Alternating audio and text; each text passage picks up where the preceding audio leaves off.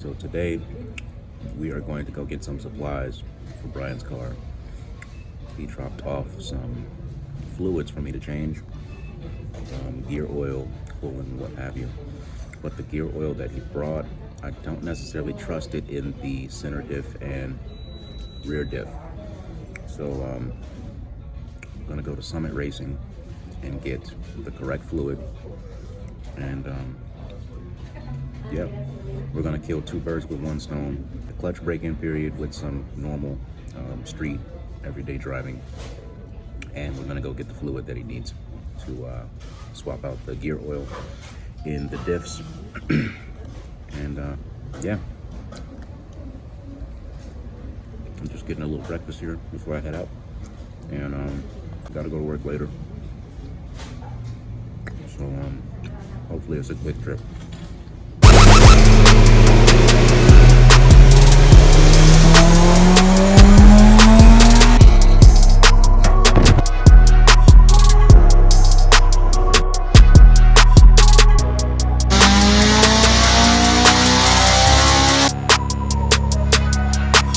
Shit, you fucking crazy.